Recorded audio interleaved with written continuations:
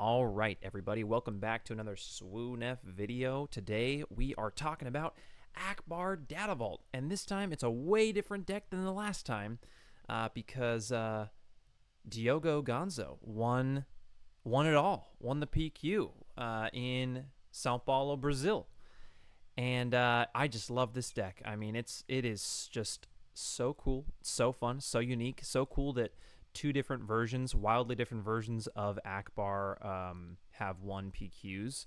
So we can finally say Ackbar is not a trap. It was not a fluke.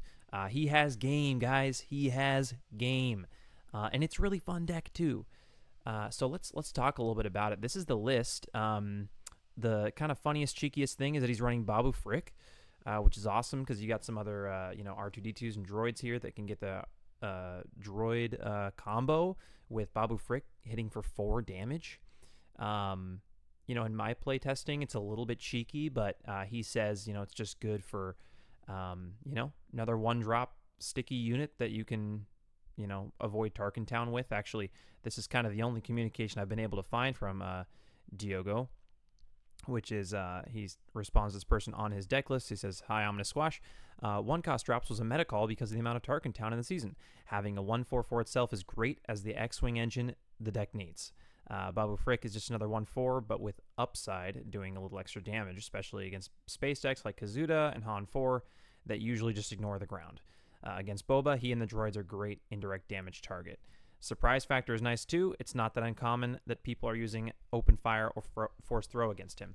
So I would totally agree with everything he just said. I mean, honestly, in my testing, I've seen the exact same thing. People are open firing a 1-drop and opening up with those, 1-cost units is pretty great. I have pivoted to cutting him just because it is kind of hard to line those up. I've actually included the I forget the name of it. I think it's like Wolf Squadron, Wolfpack Escort, something like that. It's a 1-cost 2/1 in space. But I mean, he's the one who won the PQ, so he knows it best. I've only been playing it for about a week or so since this list got spoiled, but I actually have liked this list even better than the anti-Kira one that I played last set with the home ones and the choose sides. I mean, this deck doesn't even run choose sides. I mean, it tops out at Han Solo and U-Wing, and if you play it, you'll realize why, because it's a very aggressive deck. You really don't even need to get there. The U-Wing is kind of all you need. So if you guys want to actually see that last match or the matches with Diogo, go ahead and check out Mogtcg's video on it. They actually covered the match. And congrats to Diogo on making one of the funnest, coolest, spiciest leaders work. I actually kind of my own version of this deck, I've dubbed it Abacaxi, Ackbar Abacaxi, which is pineapple in Portuguese. I actually got to spend some time in Brazil, lived there for a couple years, and I love the Brazilian people. I would love more than anything to go down there and play with some people, play Star Wars, and would love to do that. So abacaxi is a pineapple, which is a green and yellow fruit. So very fitting for Ackbar, and that we got a Brazilian taking it down. Love to see it. So we got a match into Gar-Saxon ECL. So this should give you a good idea of how the deck works and how it does into one of the most popular control shells there is. So let's take a look.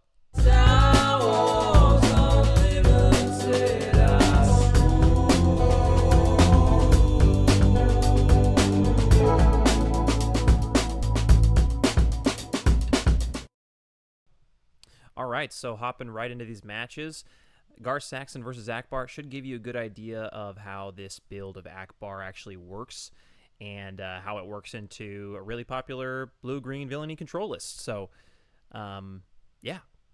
starting off with resourcing, I do believe that Agar gets the initiative this round.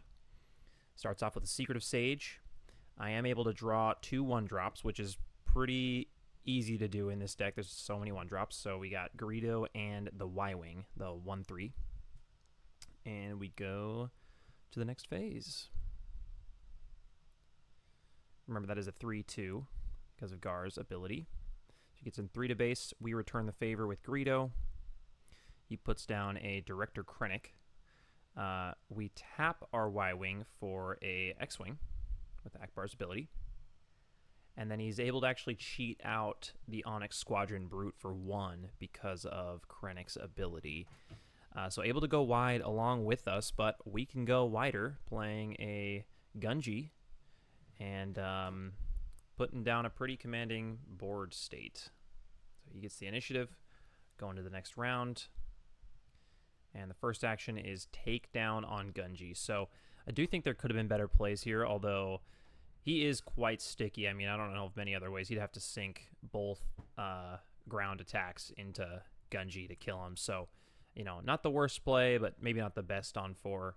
So it gets rid of Gunji, but, you know, we're able to keep tacking on damage to base with Greedo. Onyx Squadron Brute is going to put 2 damage on the Y-Wing. We put the Chewie pilot onto our X-Wing, which makes it a 5/5 that can't be balanced or defeated by enemy card abilities, which is really good into control. We get 3 to base from Krennic. We go, we tap our Y-Wing for a X-Wing. It's a 1/3, so you're never really wanting to, like, you know, get damage in with that unless you got the Anakin pilot or another pilot on it. So that's more of just a tapping machine. They get more damage in. We're up to 9. We get a bunch of damage in with Chewie. And then, you know, we're hopefully not going to get no glory, only resulted. That's kind of the scary thing for Chewie. Luckily, I don't think he has it. So he takes out the Y-Wing, is able to survive with the Onyx Squadron. We get in 3 to base.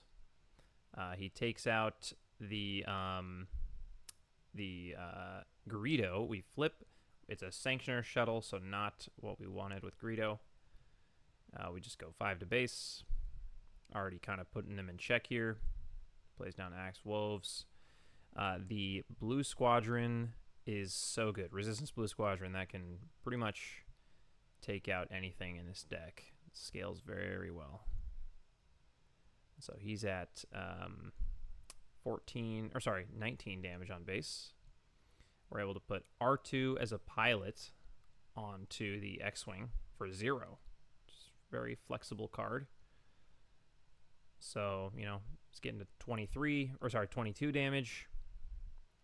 And, you know, that's pretty much game just because we're presenting so much damage so fast. Couldn't even get the turn 6 Vader ECL or Gar flip. So, yeah, going into the next game, he's going to have the initiative again. Looks a little bit different this next game, but nonetheless still, yep, Secretive Sage. And we do end up getting the 2/1 drop. This time it's R2 instead of Greedo. Definitely, honestly, not bad because it's something that we can keep tapping. It's not something that he can remove easily. That Secret Stage has 3 power. R2 has 4 health.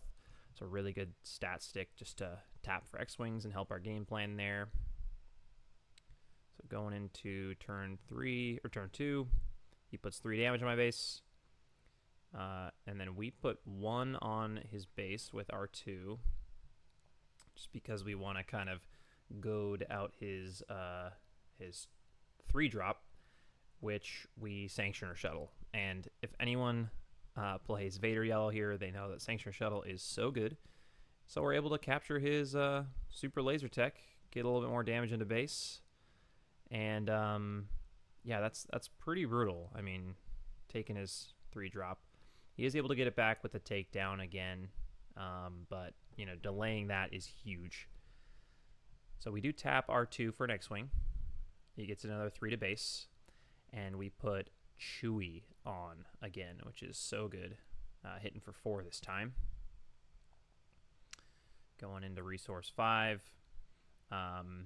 Is able to get his Super Laser Tech into R2. Something kind of nice with this list is that you can pivot to have a full space list, so they actually have nothing to ambush into with Vader. So I do think the next thing we do, yeah, so we actually get rid of R2. Now there's no ground units for Vader to ambush into, so he can't take out any of my units. Not that he could take out Chewie anyways, because Chewie's ability. But that is kind of one of the things about space decks that you want to be careful with these Vader ambush decks, or any ambush deck for that matter. So we get in 4 to base, start tacking on the damage. Overwhelming Barrage takes out Chewie.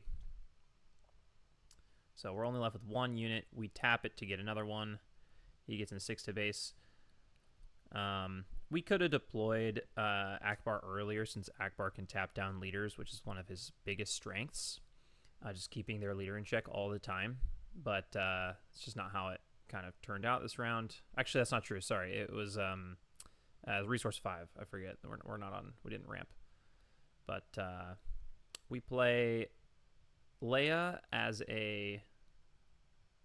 Oh, yeah. That's right. So we play Leia. And I think... Oh, yeah, that's right. We ready to resource. And he just trades with the Secretive Sage. We put Anakin onto one of the X-Wings. And then we go to the next round. So starting off, he's at 7. He pays 3 for Power of the Dark Side. We get rid of one of our X-Wings.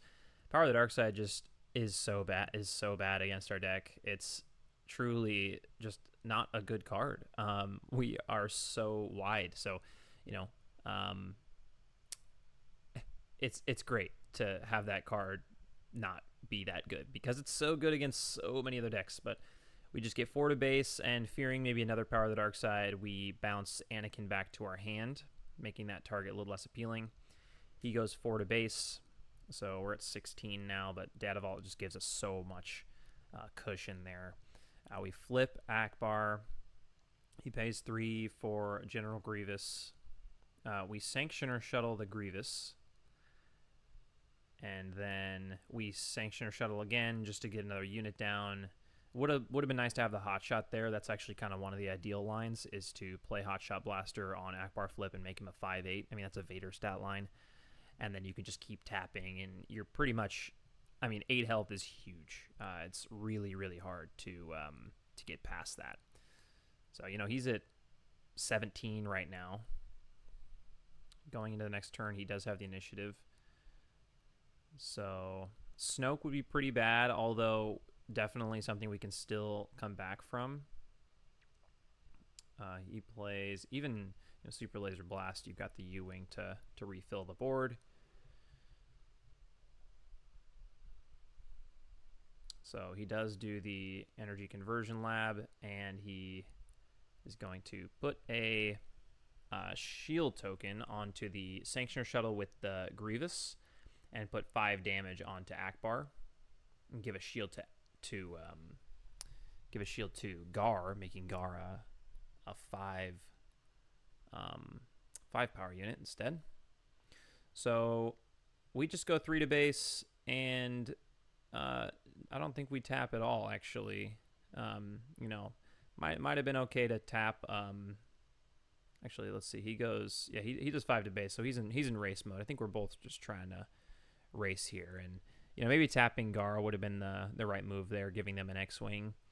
I definitely don't want to tap my own units because I want as much damage on board at this point. The building is more early, but